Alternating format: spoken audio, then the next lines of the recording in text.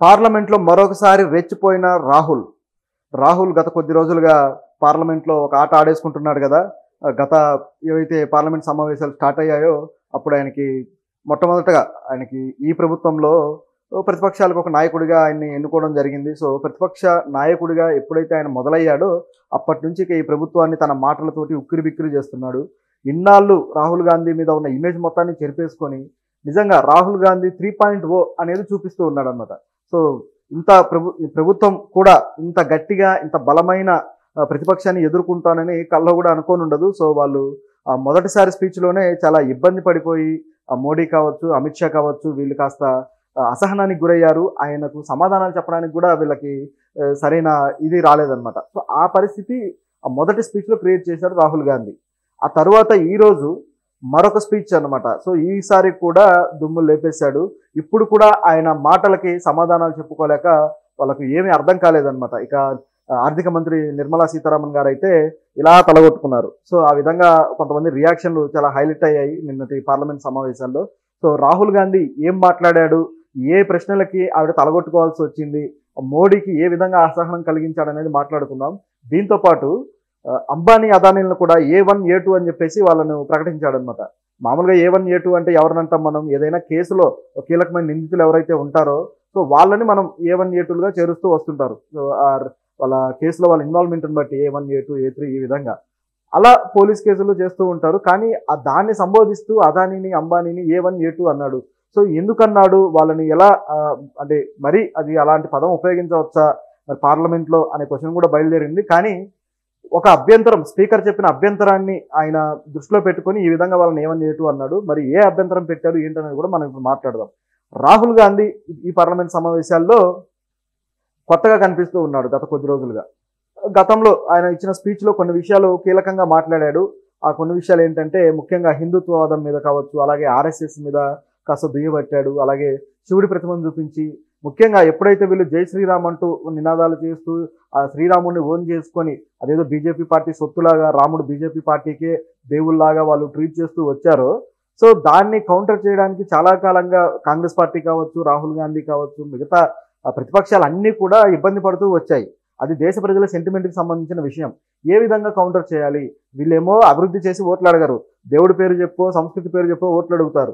So వీళ్ళని ఏ విధంగా counter చేయాలనే సమస్య వీళ్ళకి బయలుదేరింది. సో ఒక కౌంటర్ ఐడియాలజీని క్రియేట్ చేయడం కోసం కనీసం 10 సంవత్సరాలు గడిచిపోయింది. ఈ 10 ఏళ్ల తర్వాత ఇప్పుడు ఆ ఐడియాలజీని వీళ్ళు అందుకున్నారనమాట.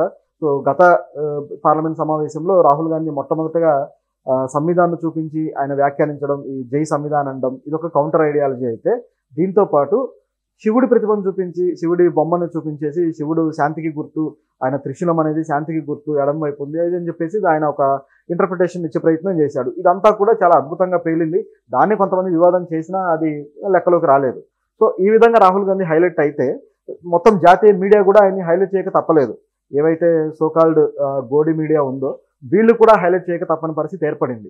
ఇదిలా ఉంటే ఇప్పుడు మాట్లాడింది కూడా అంతే బీభత్సంగా మాట్లాడాడు. ఇప్పుడు మళ్ళీ కొత్త ఐడియాలజీని ఒకదాన్ని తీసుకొని వచ్చాడనమాట. ప్రతిసారి కూడా ఒక టర్మ్ అనేది పట్టుకుంటున్నాడు రాహుల్ గాంధీ. ఒక టర్మ్ని తీసుకొచ్చేసి ప్రజల్లోకి ఇంజెక్ట్ చేస్తున్నాడు అనమాట. ఈయనకి ఐడియాలు మరి ఇప్పుడు కాంగ్రెస్ పార్టీకి ఎవరైతే పొలిటికల్ స్ట్రాటజిస్టులుగా ఉన్నారో సునీల్ కనుగోలు కావచ్చు, మరి వీళ్ళు ఇస్తున్నారా లేకపోతే పార్టీ క్యాడర్ రెడీ చేస్తుందా, ఏం జరుగుతుందో తెలియదు, లేకపోతే రాహుల్ గాంధీ ఇంత అద్భుతంగా ఆలోచిస్తున్నాడా. సో ఓవరాల్గా అయితే రాహుల్ గాంధీలో ఒక గొప్ప మార్పు, గొప్ప నాయకుడి లక్షణాలు అయితే ఇప్పుడు బయటకు వచ్చాయని కనిపిస్తుంది. సరే, ఇప్పుడు అయితే ఆయన ఏం మాట్లాడారనేది గమనిస్తే మొట్టమొదటగా ఆయన ఒక పదం వాడాడనమాట. ఏంటంటే భారతదేశం పద్మవ్యూహంలో చిక్కుకుంది అని. సో ఆయన ఉపయోగించిన టర్మ్ పద్మవ్యూహం. ఈ పద్మవ్యూహం అనేది మనకు అందరికీ తెలిసిందే కదా. మహాభారతం, ఏవైతే మన పురాణాలు ఉన్నాయో అందులో అత్యంత గొప్ప పురాణంగా, అలాగే 5వ వేదంగా చెప్పుకునే మహాభారతం, ఇందులో పద్మవ్యూహం అనేది చాలా కీలకమైన యుద్ధ ఘట్టం, ఒక యుద్ధ వ్యూహం. ఇప్పుడు యుద్ధాలు కూడా ఈ వ్యూహాలు ఉంటాయి. ఇప్పుడు ప్రతి యుద్ధానికి కూడా అందులో కొన్ని రకాల పద్ధతులు ఉంటాయి. ఈ పద్ధతుల్లో ఈ పద్మవ్యూహం అనేది కూడా ఒకటి. సో చక్రవ్యూహం, పద్మవ్యూహం ఇలా అంటాం. సో ఈ పద్మవ్యూహంలో అభిమన్యుడు చిక్కుకొని చనిపోవడము ఇదంతా కూడా మనకు పురాణాలు చదువుకున్న వాళ్ళకి తెలుసు, సినిమాలు పౌరాణిక సినిమాలు చూసిన వాళ్ళకి కూడా తెలుసు. దీన్ని చూపిస్తూ ఆయన ఏమన్నారంటే ఈ దేశం కూడా పద్మవ్యూహంలో చిక్కుకొని ఉంది. ఈ పద్మవ్యూహం ఎవరైతే ఒక 6 ద్రోణ కర్ణాదులు ఎవరైతే ఉన్నారో దుశ్శాసన వీళ్ళంతా కూడా ఆ పద్మవ్యూహంలో ఒక కీలకమైన వ్యక్తులు కాబట్టి కౌరవ సైన్యం నుంచి. సో వీళ్ళు అభిమన్యుని ఏ విధంగా అయితే అందులో చిక్కుకునేలా చేసి మట్టు పెట్టారు, అదే విధంగా మన దేశాన్ని పద్మవ్యూహంలో చిక్కుకునేలా చేస్తున్నారు 6 ఉన్నారు అని.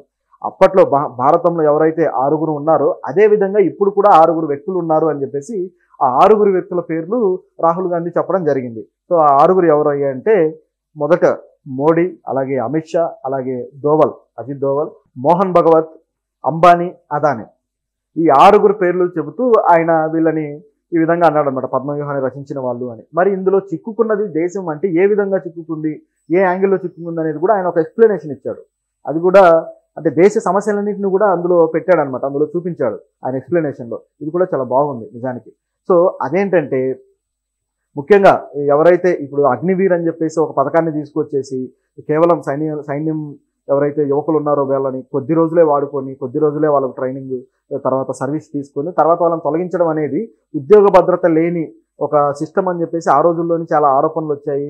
ఎవరైతే అభ్యర్థులు ఉన్నారో సైన్యంలోకి వెళ్ళాలనుకునే వాళ్ళు ధర్నాలు చేయడం కావచ్చు, చాలా నిరసన తెలియజేశారు. అయినా కూడా ఎవరు వెనక్కి తగ్గలేదు.